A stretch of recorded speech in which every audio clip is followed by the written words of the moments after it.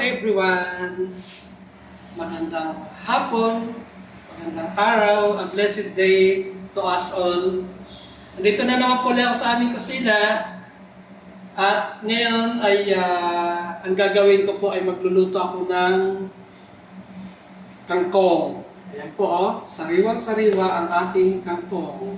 Nabili ko po ito kahapon sa Bata. At syempre, ang ating mga sangkap, kamatis, sibuyas, luya, bawang, at sili. Yan po. At ang pinaka-special dyan ay ang ating, yan, tadaan! Ang ating angkobi, fried angkobi. Anchovies pala, kasi marami siyang anchovies. Okay? So, ito po, para sa inyong kaalaman, ang minong ito na aking gagawin ngayon ay natutunan ko po ito doon sa aking amo dati, way back 1986. Ako po ay naging houseboy sa mag-asawang foreigner doon po sa Paranaque. Yung babae po ay Thailander at yung lalaki ay German.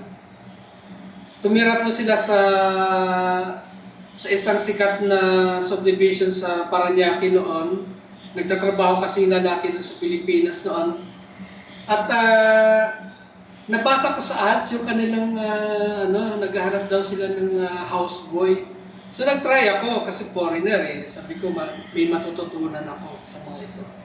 So, mahilig magluto yung babae. Nakalimutan ko na yung pangalan kasi matagal na yun. That was 1986. So, biglang nung nasa Bata po ako, nakita ko po itong kangkong, saka itong anchovies, fried anchovies. So, sabi ko, ay, gagayahin ko yung luto ni Madam. So, samahan niyo po ako mga kaibigan sa aking pagluluto ng sauteed kangkong with fried anchovies. So yun po. Hello, so ayan po. Ihahanda po muna natin ating mga sangkap.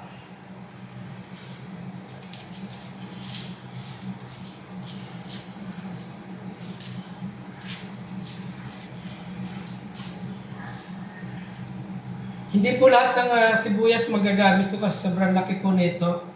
Kukuha lang ako ng mga half portion nito.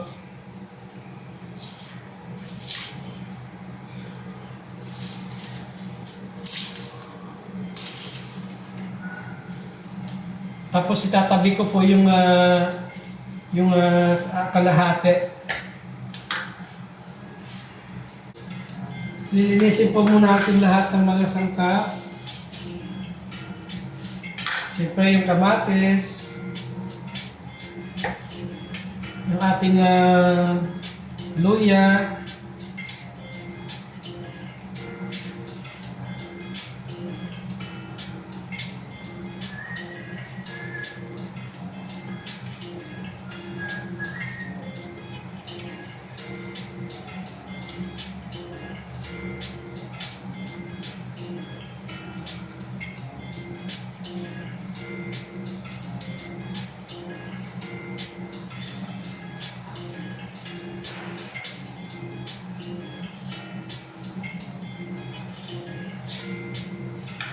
pag babalat ko ako ng luya, kinakayas ko lang.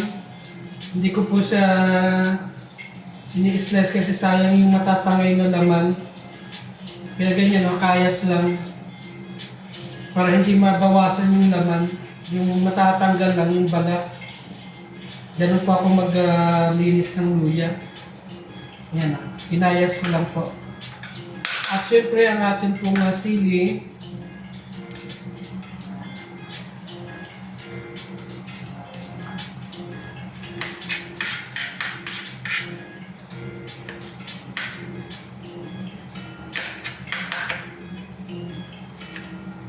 Guys, tanggalin po natin yung buto ng sili Hindi po kasama sa pagluluto yung buto.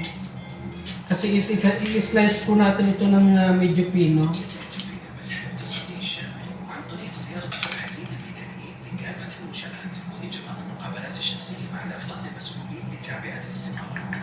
Yan po, tinanggal ko po yung buto ng sili.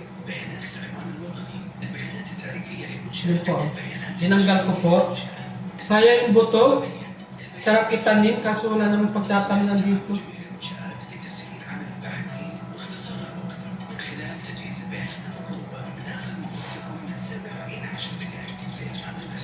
So yan, malinis na po.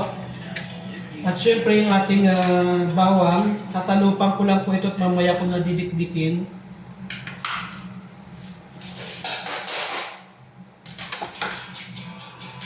Tatanggalan ko lang po ito ng balat.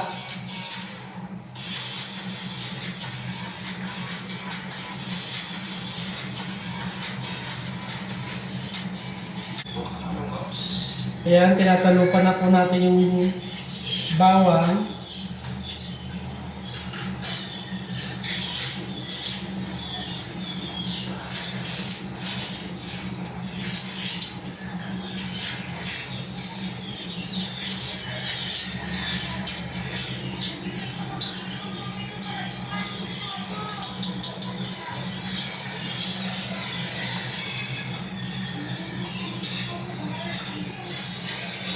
Pasensya na po, medyo maingay lang kasi nanonood po ako ng vlog ni Alex Librada, yung kanyang pagbabakod sa bahay ni Dodong Ruel. Binabakuran po nila ng kanyang mga kapatid.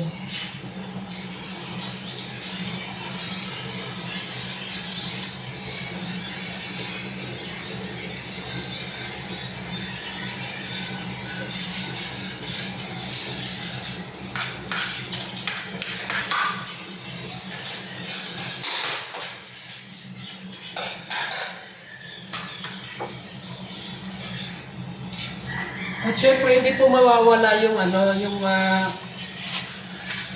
ito tawag dito, yung pamintang buo.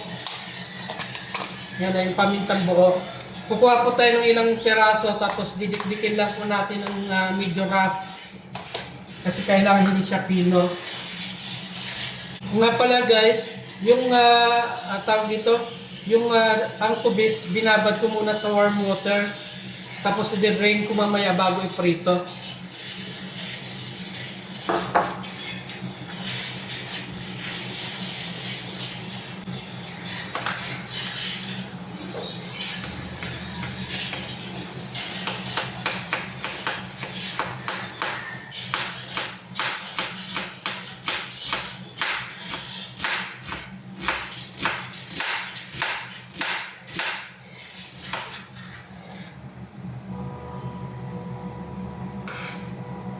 Ganyan po yung pagkaka-slice ng medyo maninipis at pino.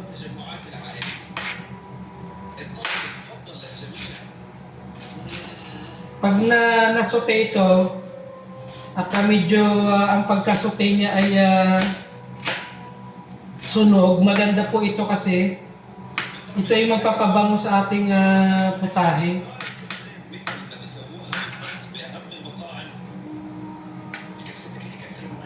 Isosote ko po ito ng separate, yung parang pinapride siya.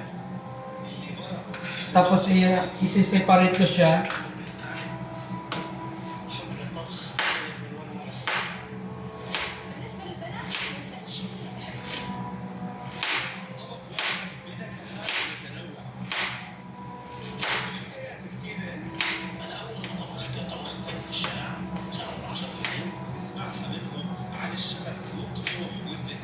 So ang luya, ganyan din po maninipis.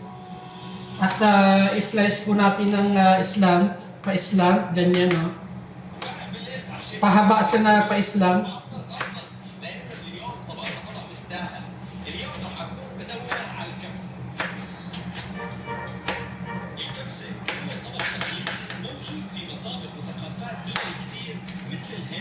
Nga pala naalala ko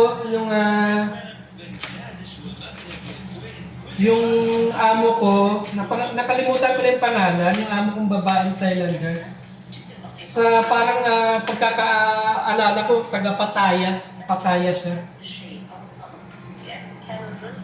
Yan o, yan po yung slice ng ginger, pahaba, na maninipis. Guys, hindi man ito perfect na pagkakagaya, pero sisikapin kong magaya talaga yung luto ni Madam.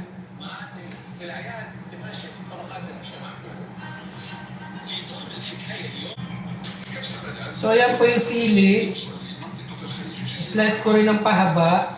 Parang pickled style ng slice ng sili. Yan, pahaba po siya. Oh. Yan, pahaba po yung slice niya na maninipis din.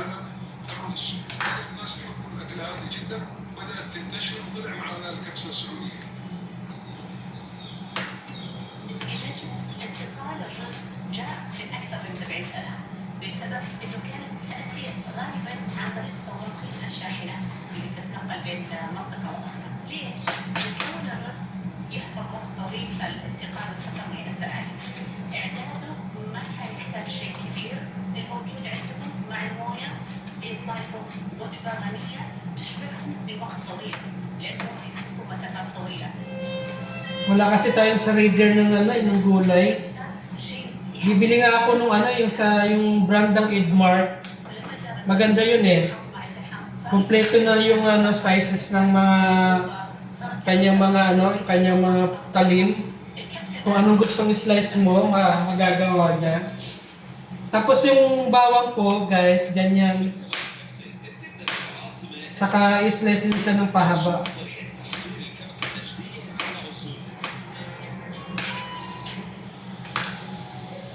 Yan po, pahaba yung slice ng bawang.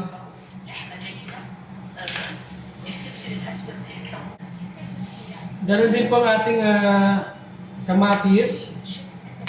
Puro pahaba din. Kailang yung ating kamatis medyo malimbot na. Kaya mahirap slice ng pahaba. Yan.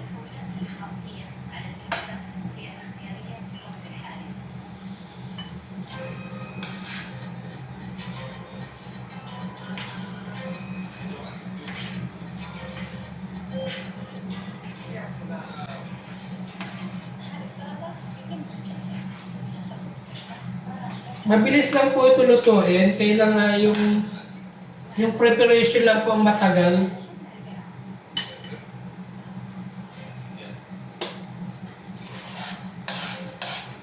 Sayang yung katas ng kamatis. Ay, natapon. Kaya ako sinalin eh. Natapon din pala. Sayang.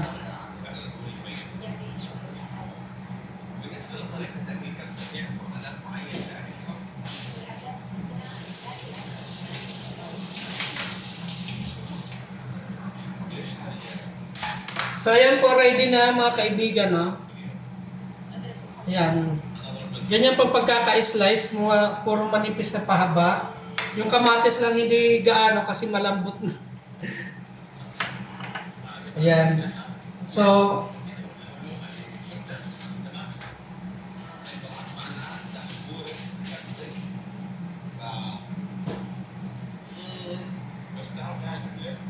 i-ready ko naman po ngayon yung ating tawag dito, yung ating kangkong. Hihimayin ko siya. Okay guys, yung ating kangkong, ang inihiwalay ko yung tangkay, yung tangkay sa dahon. Yan, kagaya niya, no? Ito puro dahon lang, ito yung tangkay. Nakahiwalay yung dahon lang, at yung tangkay nakahiwalay din. Yan. Magkaiba sila ng lagyan. Dito yung tangkay, dito yung dahon. Okay? Ihiwalay po natin lahat yon. Kasi yung dahon po, mabilis maluto. Kaya ang purpose ng pagluto nito ay half cook lang yung dahon. Yung tangkay, medyo igigisa po natin ng medyo sabihin natin luto-luto. Pero yung dahon, bahagya lang po siya. Kaya nakahiwalay. Yan o. Yung tangkay, dito lang. Okay? So, ganun po yung paghahanda ng kangkong. So ayan po, ready na po yung tangkay ng ating kangkong. Pati po yung kanyang dahon, ayan o, nasala ko na rin po, nalinis, nahugasan ko na at nasala na, ayan o. Ayan o. Ilagay ko na sa strainer para tumulo yung kanyang hinugasan ko na po kasi. Ayan, kompleto na po tayo mga kaibigan. Ayan na po. Magluluto na po tayo, simulan na po natin. So ayan po guys, ready na po lahat. Simulan na po tayo sa ating pagluluto. Sinindihan ko na yung apoy. At yung ating mantika ay nandito na rin.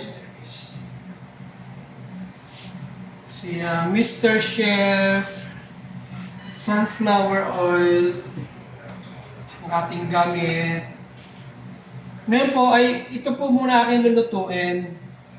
Ito po muna yung aking ibubusa. Yung parang sasangag ko lang sa bahagyang mantika.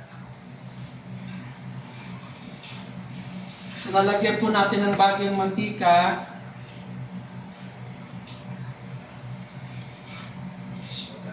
Para po mabusa natin yung ating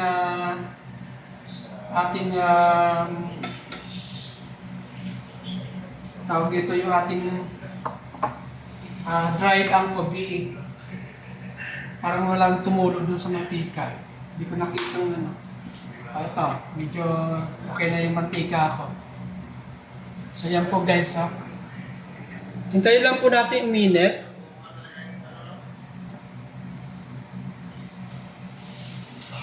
Pag medyo mainit na, saka na natin ilalagay ang ating angkobase.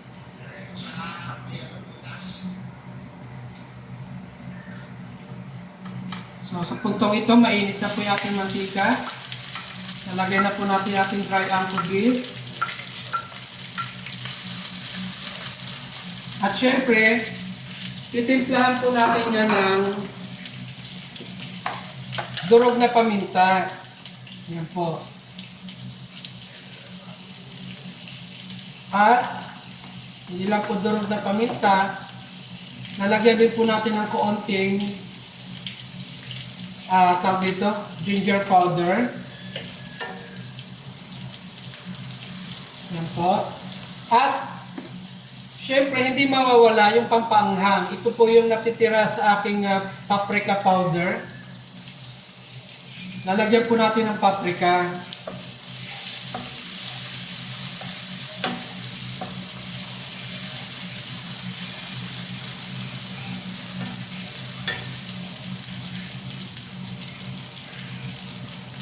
Yan po yung sikreto niya para maanghang yung ating dried angkobi.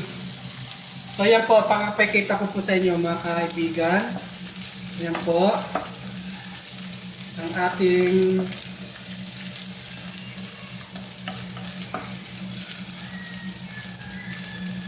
at pag medyo ano na siya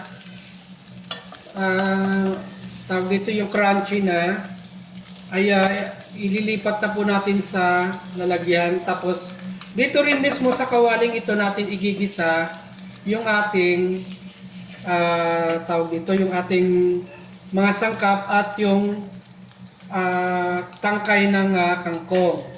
So yun po.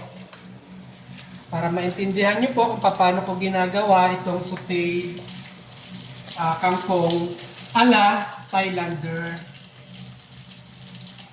Ginaya ko lang po ito kay Madam. So papatayin ko po muna at medyo crunchy na. Ililipat ko sa lalagyan. So ayan po, lilipat natin ang lalagyan.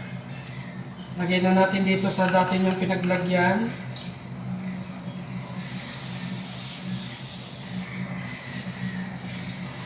Ayan po.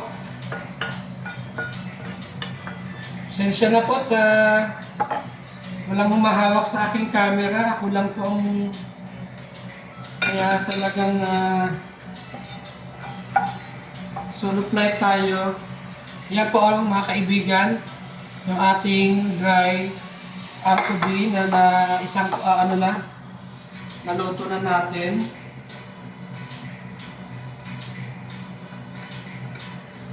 Ngayon naman po,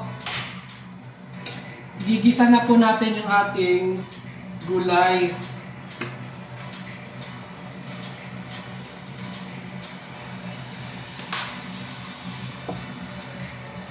Painitin na uli natin yung kawali. Ay, yung mantika, sorry. Mainit yung kawali, yung mantika. So, sa puntong ito, ilalagay na po natin una ang ating ginger.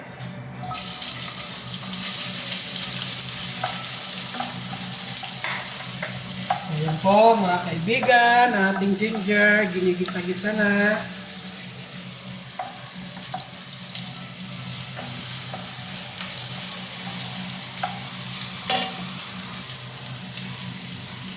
Medyo matalsik lang. At isusunod na po natin dahil medyo pasunog na po yung ating ginger. Isusunod naman po natin yung ating bawang. Yan po.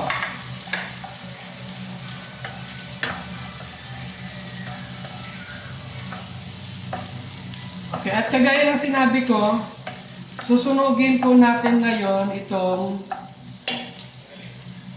ating sibuyas. Kaya hihiwalay ko siya ng pagluluto.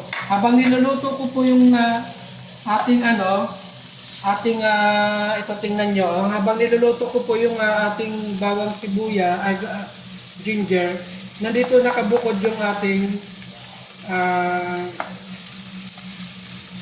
sibuyas. Medyo susunugin lang po natin ito para mabango siya. Yan po.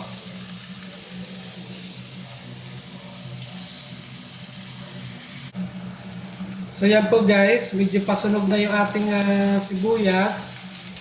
Susunod naman po natin yung ating sili. Ito po yung sili, oh. Susunugin po natin din ng bahagya. Yan. Yan po. Sasabay natin dito sa ating sibuyas. Hanggang sa totally masunog sila lahat. Medyo na, hindi naman sunog. Yung talagang fried, ipa-fry natin siya. Okay? Guys, ang bango ng kusina. Amoy na yung sangkot siya ng ating mga sangkap, ng ating mga lamas sa Bisaya. Sa Tagalog naman mga sangkap. Ayan. Sa puntong ito, paghahalo-haloin ko na po silang lahat kasi pare-parehas na po sila medyo nasusunog ng bagya. Ayan po, oh. Ayan.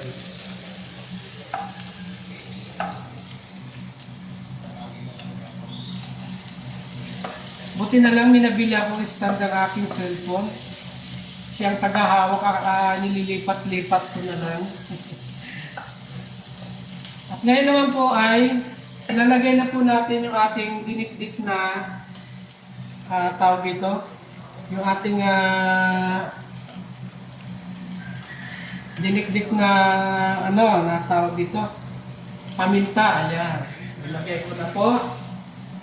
Sinsya na po, nakakalimutan kong paminta eh. Medyo delay yung aking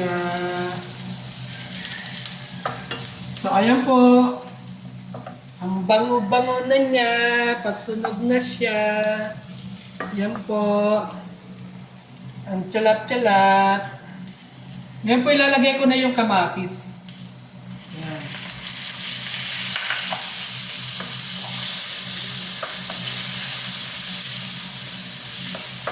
Ibisa na po natin ating kamatis. At isusunod na rin po natin itong tangkay. Ayan po. Huwag po natin isama yung tubig para dry yung pagkakabisa. So, ayan po.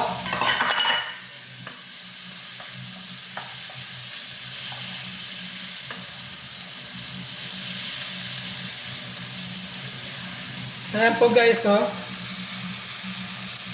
Pagkatapos itong halo-halo, tatakpan ko muna siyang bagya para maluto yung ating tangkay ng kangkong. Okay? Okay, naluto na po natin yung ating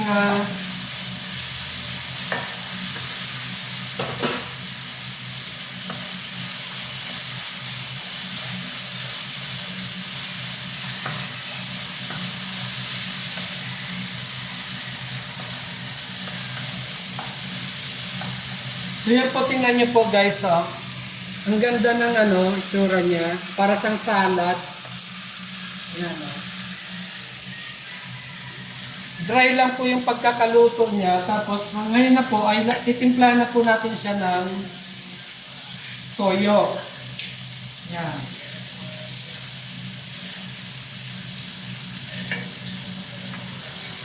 Lagyan po natin ng toyo.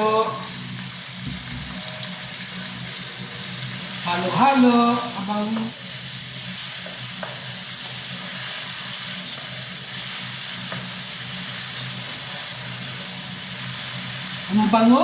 ang bango nitong aking niluluto. At syempre yung seasoning. Lalagyan na po natin siya ng seasoning.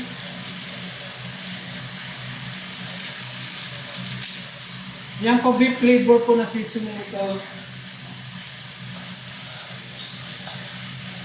Ang bango. Parang may baka na yung aking niluluto. Seasoning lang naman nilagay ko. Ayan.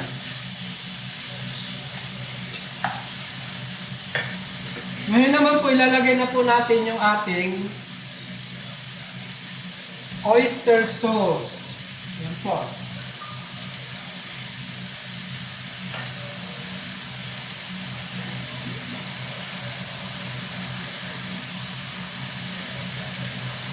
At syempre, lalagyan natin ng kaunting tubig.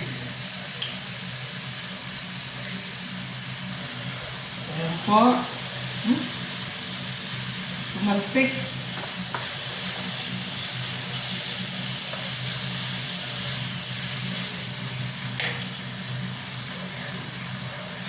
Malakas yung aking apoy.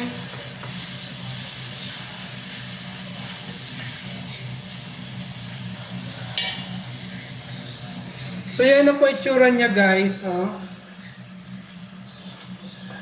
Nilagyan ko na siya ng oyster sauce. Ngayon naman po, dahil luto na yung ating tangkay, ilalagay na po natin yung dahon. Ito po, oh.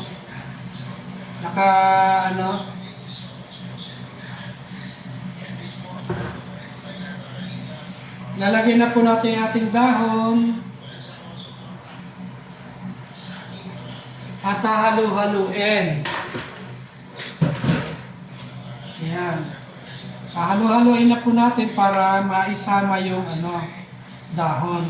At syempre gagamit ako ng ibang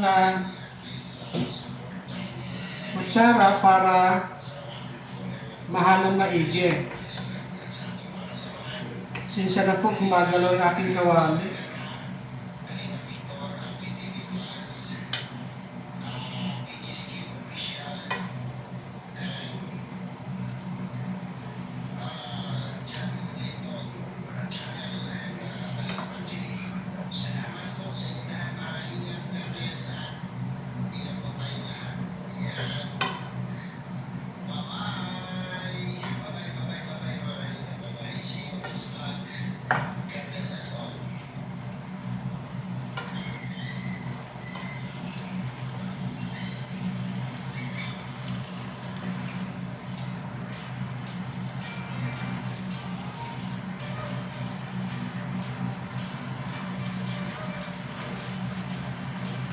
At sa puntong ito, tatakpan ko muna siya para maluto ng bagya yung ating dahon ng kangkong. Hindi po gaanong matagal, mga hanggang 3 minuto lang siguro. Makita lang natin kasi glass naman yung nakikita ko.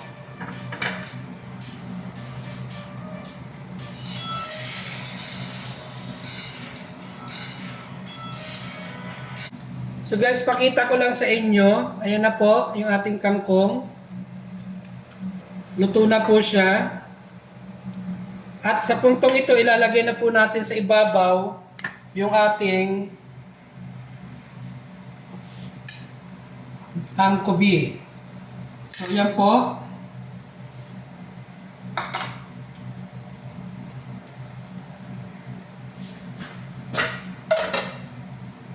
Nalagay na po natin sa ibabaw yung angkobi. Promise, ang sarap nito guys.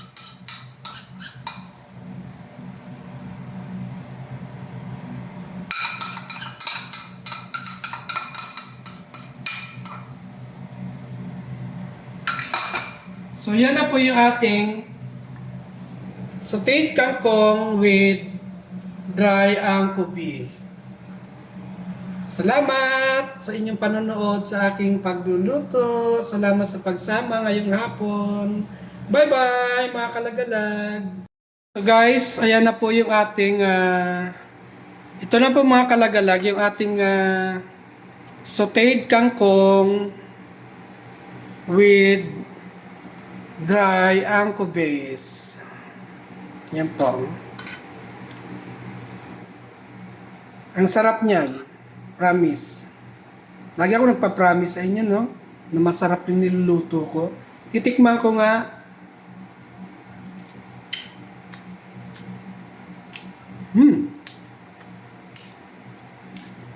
Ang sarap. Nagko-complement yung anghang. Yung tamis, manamis-namis na lasa ng kangkong. At yung maalat-alat na anchovies. Napakasarap, grabe. Sige po, bye-bye.